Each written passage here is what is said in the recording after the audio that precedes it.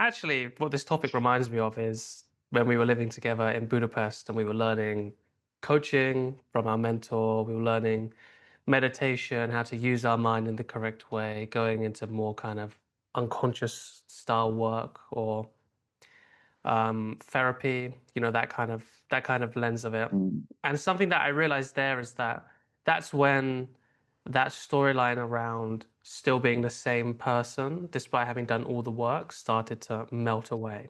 And the reason why is because that's when I started to develop real trust in myself. Like real trust in myself. Like, oh wait, I don't just say I'm going to do the thing, but I am actually going to do it. Now, also in that time period, that came along with a lot of a healthy lot of, how do we call that? Failure, right? Or not Mm. doing the correct thing, or still being on edge, still using a lot of force, using a lot of push, all of that kind of stuff. But it was during that time period where we were living together, literally living together, that that started to go down for me. And like I Yeah. just talked about, it's because of that self-trust that I was starting to develop. Like I would say something and then I would actually do it because I had the tools to actually do something. And one of the things that actually used to affect me quite a lot is I would say, oh yeah, I've made the internal change, but then I would almost like energetically like sit back and be like, cool, let's just wait for something to happen. When the thing that I had to wait to happen was for me to actually go and act on that, right? Does that Yeah. sound familiar at Yeah. all?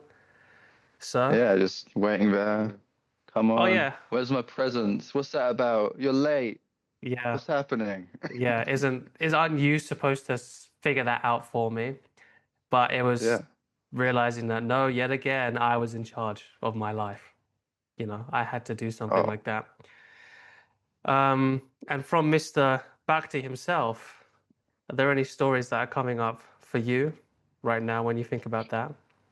yeah. Well, I suppose what was coming up for me was both the content here, Hmm. of I can't trust myself, I can't change, that sort of thing. And then just the process of sometimes storylines feel really like you. Yeah, And it's almost like the lens in which you're doing the work through yeah, until it becomes the thing that you look at. yeah, yeah, And that's really hard even to figure out because it's almost going from unawareness to awareness mm, because we're just viewing everything through the storyline. Like I'm sure, and I experienced it too, that just for a long time, the default was I'm not actually changing because yeah, of da da da da whatever reason that fulfills the story, right? Just that yeah, feels like the real thing, and then you do the work on the different shadows and different constructs, mm, and it's so interesting just that moment when, and I'm curious to hear what it was like for you when it started to be seen, like that right, construct too, but you're creating a reality of lack of self-trust, of waiting for someone or something to give it to you, mm, and of, you know, it not being real, and not actually working, and not actually changing. yeah. It's almost a little bit of immaturity, isn't it? If you think about it. Like, Mm, at least for me, I don't want to speak for anyone else. But when I see it in my clients are not immature. They're not like teenagers or kids or even like immature adults. But that's not the same as saying that there's not like an immaturity there. And it's almost like a condition that, oh, like someone, like this illusion that somebody else is going to come and help you, come and save you. Like I was recently just speaking to one of my clients and she had that realization in business, right? And obviously in business, mm, it's like obvious, like no one's coming to save you. It's your business, right? Everyone's just trying to like, yeah. there's no affiliation that anyone has of you. And because of that, what was arising for her, she wants to get more disciplined, treat it like an actual job. She's already like a successful, travel influencer, built a really good following, good brand, all that kind of stuff. But now what's arising is that discipline. And it's almost because I don't know what it is. Maybe you can help me out, but in our own world, maybe because of, I don't want to be like the classic therapist that's like, oh yeah, it's your parents or something like that. Sometimes it is, sometimes it isn't. But it's almost like that condition as someone, maybe if you have had a good upbringing, or someone coming in and being like, oh no, you don't do that, I'll do that for you. I'll take care of that.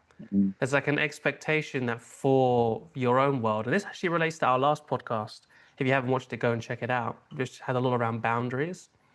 Do you remember that thing that we unpicked where it was like, you don't have to have somebody else validate your boundaries in order for that boundary to A, be Right. legit, true, good, the right thing?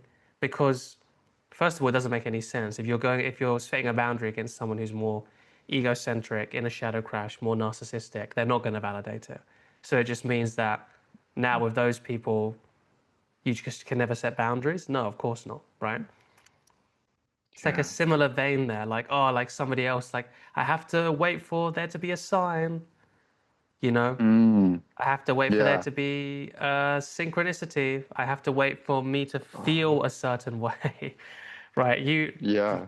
I mean, all Yeah. that kind of stuff. But that reminds me again, I need to be careful how I word this because recently I've just been working with another client and he's had a bit of a breakthrough around socializing, right?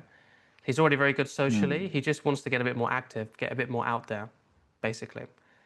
And when it comes to that, there was like a big block there, and we worked through it. But then I was expecting, or I wasn't really expecting it. Like we thought that okay, that was gone. Now we can start to get a bit more active out there. We can start talking to people, initiating, owning our space a little bit, seeing how people react to us when we're actually getting out there and being social, all that kind of stuff, right? Yeah. And Cameron's phenomenal with that kind of work in the job that he used to do when we were working together. But that didn't happen. And he wasn't able to Mm. say hi to anyone, right? Right. Yeah. Yeah. Yeah. So we looked in that again and we found that there was obviously another block there, but also Mm. there was the expectation that in order for this change to be real, like it would just have to happen naturally. You understand? Mm. Like there was no almost accountability on our side to actually go and follow through, right? There Right. was still Yeah. like Yeah. Yeah. remembering that, wait, no, I'm the one that has agency here. I have to go out Yeah. and do something. And then once we're Right. able to set the Uh, expectation that you're supposed to feel a certain way, suddenly progress has been made. But please, what were you going to say? Yeah. I'm just hearing like kind of expecting that organic and natural to Ah, be it just happening. Almost like organic and yeah, natural means that no impulse and action is required from me. It just happens. It just like falls yeah, out of the sky. And yeah. suddenly I'm running a Oh, six-figure, I wish it seven-figure worked that way. agency. Yeah. I mean, it Yeah, just came out of the exactly. sky. Yeah, I just said the right angel numbers, and That's magically it's right. there. And I guess there's a time and a place for that, right? I mean, me and you definitely explored the boundaries of that time and place of just like Oh, waiting for something to yeah. Just happen. where is it? Yeah, And yeah. it kind of one thing that's been arising for me recently has been just seeing this kind of polarity of control and collapse. Interesting. And collapse being the passive and control being the active. And it's just Okay. something I've seen with clients. You've probably seen this too, where like what we're describing now is the passive version, right? The sometimes a little bit of collapse of like I can't actually do it. And almost sometimes when we come into collapse, we might outside of us really get into some belief thinking of it's just going to happen for us. I'm just going to Mm, surrender, yeah, right? And there's a lot of beautiful truth in that as well, right? There is a yeah. co-creation happening here. And part of it is being receptive and sometimes even not necessarily being passive, but being able to just be still and let things emerge as they want to, right? Mm, Being a hmm. gardener, there's a place for being passive in that at Yeah, times. yeah. And but when the thing with that polarity that I found often people often coming from a real control, right? They're trying to control the Mm, world, right? yeah, We've we've done that. yeah, I've still do it at yeah, times where I'm like, I need to control. There's a part of me that's like, I gotta make this happen. It's all up to me, yeah. right? I'm gonna push my will onto the world. Yeah. And I don't, like if something doesn't go my way, it's my fault, right? Hmm. Because I have all unlimited agency and it's all down to me. Forgetting there's this other world out there. There's this Yeah. system with people who have their own agendas and ideas and desires, right? And Hmm. so they come from that, and then it's like I don't want to do any of that, Yeah. and now I'm just going to be in. I call it collapse, but we could call it passivity, Yeah. right? So Whatever I'm you just going to want. let it happen, let it unfold. Hmm. And both have so much richness at the core, Yeah. right? Here, I would replace control at the core with a deep influence. We have influence in the world. We can make change. We have agency. Yeah. And collapse at the core of the passiveness is we have deep receptivity. There's a emergence and a co-creation of being supported by things outside of us, right? The fact that there's a sun that allows us to live on Earth, the fact Yeah. that water exists and food exists, Mm. right? We can't do it on our own because if that stuff didn't exist, we would just be dead or an atom in space. We wouldn't even be created. Yeah. And so, but what I notice is when people are going back and forth with these, usually they're created sometimes from a similar space, almost like before they needed to have great control to grip and make the world happen for them for whatever reason. Maybe it was for some version of safety Mm. or to be loved or to be worthy. But then just the opposite version is now I'm going to be in only surrender and only just it happening for me, Mm. right? But for the same thing, because if it doesn't happen for me, then I'm not worthy or I'm not loved or I'm not whatever it is. Yeah. And so I'm curious if you've noticed this arising because it seems to be such a big flip from control to collapse, and then sometimes finding it hard to break that. Yeah. I mean, I wouldn't know anything about trying to control something, right? Never Never. happened I to you, right? wouldn't I wouldn't know anything about that. So I can definitely, own up to that. But yeah, when it comes to control, I think because at least my experience and when I see with clients, there's such an experience with how fruitless that was, if that makes sense. Mm, Like there's such an experience of like I put in so much effort to something which fundamentally was not possible for me. Not like it didn't work, like it actually wasn't possible for me. So then any kind of thing that just gets grouped as control, that can be pushing a bit, that can be just going hard, like good old fashioned nose to the grindstone kind of hard work kind of stuff. That can yeah. be anything to do that's slightly stressful. Not like in terms of it's like necessarily even creating like chronic stress or stress that's really bad for you, but just like is a little bit stressful, can all get lumped onto that umbrella of control. Which then, Mm, when we go into collapse, if that's what you want to call it, I like that word actually, control and collapse, where you just experience a real like chilling out period. That hasn't worked. Let me just chill out and sit back. And there's a certain element of that which you don't want to fight at all, or you don't want to fight any of it. But you don't want to fight it in the sense yeah. of you don't want to try and move through this stage faster than you need to. The problem is that most people kind of actually kind of get trapped here and they kind of spin their wheels. They're Mm, like always collapse, always waiting for the perfect moment, always trying to really go deep into themselves first before doing anything, or going really into like these kind of communities that we talk about, like really wanting to like, oh, if there's any kind of disturbance, you have to do shadow work on it. If there's any kind of insecurity, then we have to make sure that's addressed first. So most people are just kind of spinning their wheels there. And we actually have to remember that trying to control something is very different to wanting to work hard at something, wanting for something to be successful, wanting to achieve something.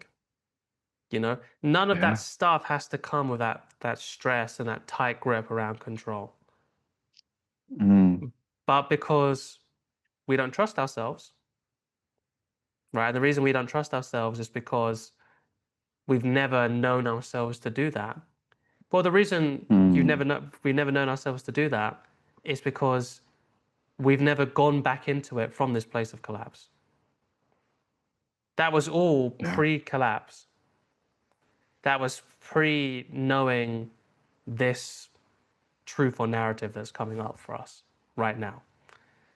And it means that whilst it might seem like a leap of faith, you can fundamentally not ever go back to that place. You know, I'll give you an example. So when I was doing jiu-jitsu, I kind of reached this place of collapse, if you want to call it. Um, came back from Worlds and I'd competed, did okay. It's my first Worlds ever. Put a ton of money, put a ton of time into it, a ton of dedication. I cut like decent amount of weight, and I stayed at that weight for a long time as well. I mean, God, bro, I could have done that so much better, but I wanted to make sure that I wasn't going to miss weight, so I just did it in that way. Anyway, so I was like starving half of that time as well, in the preparation for it, and I came back and I was like, man, like I did all of that, and I had such a deep experience that even winning wouldn't have changed that for me. Like I would have still felt the same way. I would have still gone into collapse. So when I didn't even have Yeah. that illusion anymore that like a win would have made it different, I was like, wow, this is really tough. And Mm. I almost became like allergic to any of that Yeah. control stuff, if you want to call it. What's funny is I was still working just as hard because I'd like built those habits so Mm. much that it caused more stress for me not to work hard in it than to work hard in it, than to work hard in it. But there was just like so much resistance and so much judgment around it.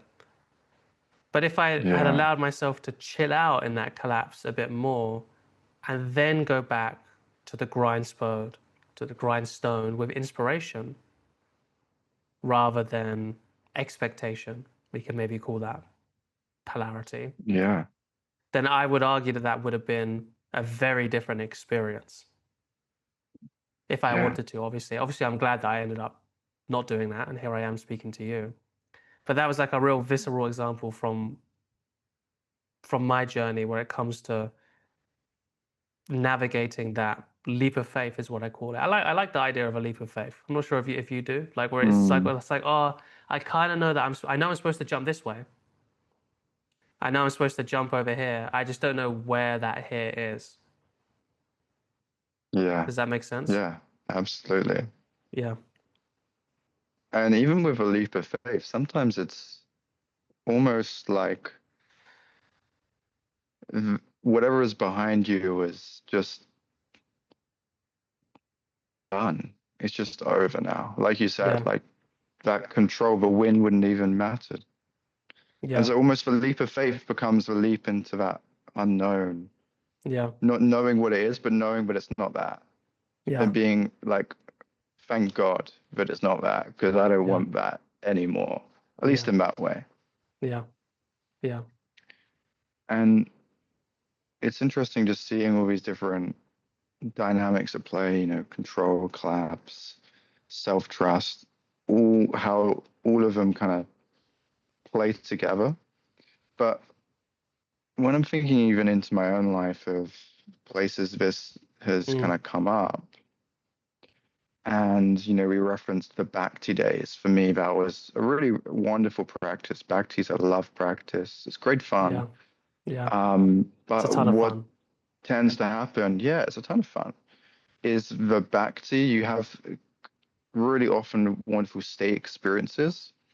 But then what tends to happen within, not from even just from a practice, but actually from the community, is you start generating storylines about what the state means. Right. And so you just start living in this new world of a bunch of new stories Yeah. instead of being liberated through the work of I don't need to make all these assumptions, right? I don't need to have a bunch of new assumptions either. But that was my version of I'd been in real control for like, for me, it was dating and relationships and business. And I was like, I'm going to be the best at both of these. I'm going to be amazing. I'm going to Yeah. really make it happen, Aaron. I'm going to make it happen. Yeah. And, you know, same as you, there was a degree of success there, right? I mean, you don't Yeah. make it to worlds if you haven't put in a bit of a graft and be somewhat good at That's jujitsu, right. That's where right? we'll see you next, right? After this competition that's coming up for you. That's right. Give me a few more weeks and I'll be White right belt there. war worlds. That's right. That's That'd right. be fun. If you guys want to see Cameron at Worlds, put it in the chat and we'll That's make that right. happen. Yeah. Oh, but if that Yeah. sounds awful, but It'll be fun anyway, if they let you in the company, if it'll they be let you in the fun. country. Yeah. Oh yeah, that's true. Got to get there first. So I had all of this control, and then it was like this moment of, oh, I don't need that, Yeah. right? And sometimes collapse I see as a little bit of the shadow version of it, right? Hmm. I think it's a great, like, control and collapse are both kind of shadow versions of the pure consciousness underneath, the pure influence and action, or for collapse, maybe the pure receptivity and stillness, right? And so what would happen is I would have a lot of the good parts of it. The practice would help me be really still Mm. and really within my own world and not needing too much from the outside. And that was such a liberation. Mm. Like that was such a game changer that, oh, Yeah. I don't actually need all of these external things to be whatever I Because thought it meant I was going to be. that was a big theme for you, right? In the Budapest days. Oh, absolutely. You Yeah. know, if I get good at this in business, or if I get better socially where everyone likes me and wants to hang out with me, that Mm. means I'm worthy, or that means that I'm so great. Look how amazing I am. I can Yeah. finally feel at home and whole in myself and have belonging. All Yeah. of these different stories that were built on top of each other, like this house of cards that felt really, really real. And all these different practices we did helped break that. Mm. But then what would happen is sometimes new stories would emerge, right? Instead of Yeah. being in the blank space where the story had just broken and there's this richness, I generated new stories. Mm. Oh, that's bad. That agency stuff, that kind of doing stuff, that, trying to achieve a goal, right? Anything that was slightly associated with any kind of control, like you mentioned, Mm. that's bad. I don't Yeah. want none of that. Yeah. I'm just gonna surrender to love and let it all happen. And to be absolutely fair, that's a upgrade in every Yeah. way. I'll be Yeah. honest, like it is. It's much Yeah. more enjoyable to live that way. And if we're not here to enjoy life, then what are we here for, right? It's Right. a much more enjoyable experience. Yeah. Yet I didn't have to have, it wasn't that the enjoyable experience was tied to the stories. And so the stories that were put on top of it, that Mm. this is bad, that control, that achievement, that any kind of forward momentum, any kind of agency, that all of that is bad, that's what created a bit of that collapse for me. Mm. Where we used, the story at the beginning of the person you worked with, where, oh, I can't actually do it myself. I have to wait for a sign, or I have to wait for the right feeling, or I have to wait for the Yeah. perfect intuition The right that feeling's I'm a going to big go and one. do it. Like the Yeah, right feeling, like we think that somehow just because we've broken through an unconscious barrier, that means that we're going to be feeling like we're back in the Garden of Eden, so to speak. Now, that can be the case yeah, sometimes, it but can be. it can be if we are not used to doing something and we want to do that thing. Is it even like normal to not feel any kind of disturbance inside of us? Yeah, Like if Cameron was to enter the World Championships at let's say blue belt level, right? No problem, mate. Should Cameron not feel any nerves at all for that competition, right? When you're as I would. talented as me, would you? That's right. When I see It's a that joke. beast in front of me, I'll be like, yeah, Cameron. Of course, this guy's gonna win. But yeah, like an example like that, like you can't expect it. Like, but does that mean that you shouldn't do it? Does that mean that he Yeah, shouldn't go after it? Does that mean that you shouldn't go and expose yourself to this thing? I think yeah, the right intuition, the right feeling, those are the two kind of wordings I see the most when it comes to this, right? mm, I'm not sure if yeah, if you hear something different. yeah, absolutely. And what I find is it becomes an absolute thing, right? It Right. becomes, it's not a play for, like, it's true. Like those things are based on truth. Sometimes you just have a great intuition or a feeling and it can lead you into something wonderful. Mm. And sometimes you'll break through something and you'll turn up and do it. And it's like, Yeah. oh, this So is simple. completely free.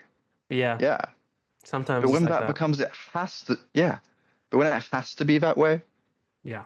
then often we get in the way because we're like, we're waiting. We're like, oh, there's, it feels really free, but there's like just a tiny speck of not freeness. So Mm. Let me zone in on that. we'll, that Let me fails. lock everything down Absolutely to make terrible. sure that Yeah, that's right. that's figured out. Yeah, I used to do that all the time. Or I used to take it Yeah, as example all the time, like, oh, that means that this thing hasn't worked.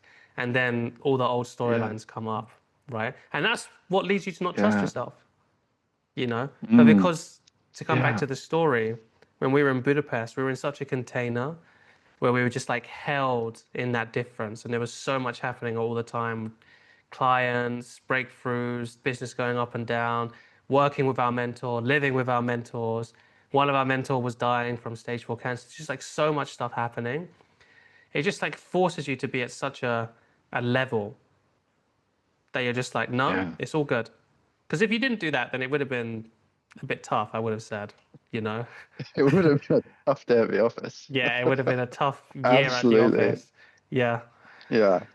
But you know what even comes through that I think is useful here? And I'm going to need some help explaining this because it's been 2 years since we yeah, even explored it. But the yeah, ideas of dependent origination that Sister, one of our great teachers, yeah. um, taught us, and specifically the idea of moment to moment kind of consciousness forming, Mm, right? Like yeah. it's not that consciousness is almost or a pattern is It's stuck, not stable. right?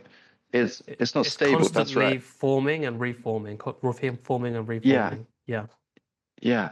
yeah. That has stuck in my mind for 2, 3 years, right? Even without like really studying it in a long time and really even having the words now to describe it. Just knowing and with all the practices we've done from Mm, real shadow work to deep Buddhist meditation, just starting to see that.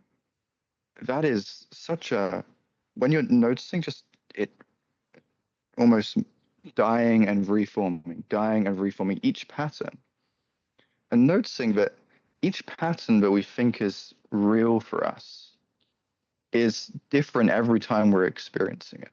yeah, And when I first heard this, I'm like, good stuff. Yeah, yeah, yeah. sure. Great. That goes straight Yeah, into all the right. bin, basically. Yeah, Yeah, all right. Yeah, sure thing. All right, cool. It yeah, doesn't feel that way when I'm yeah, dying of anxiety. This is not feeling like that. yeah, But as things have kind of emerged over the last 3, 4 years, it's started to just notice that, oh, there isn't that absolute anicca. Everything is hmm, changing. And each of these patterns, every time even when you just see it and you just notice it, yeah, even in that moment, it liberates a little bit. yeah, And then the next time that it dies and emerges, it emerges slightly differently. mm, And it's hard to even articulate and share this, but noticing that completely dissolves any of is this working? Is this changing? Self-trust stuff. Yeah. because every time we're doing it, it's reforming in a different way. It's already different. You know, even Yeah. if yeah, it's already different.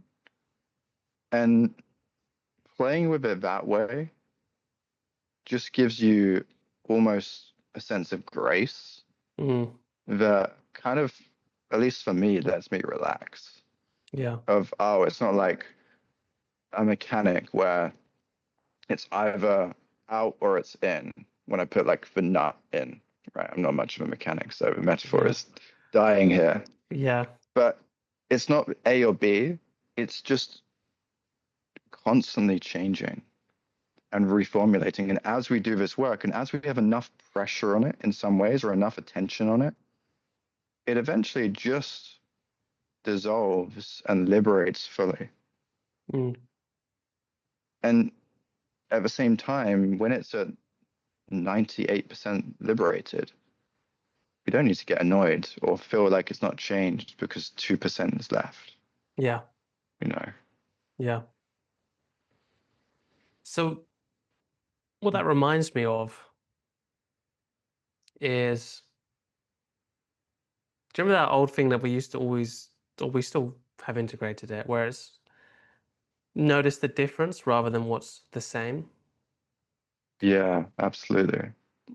So for those of you that aren't versed in that, basically what Cameron is saying is, or what dependent origination is saying rather, is that your consciousness is not something that's like static and is there all of the time, right? It turns on and turns off and turns off again, like moment by moment, even faster than that.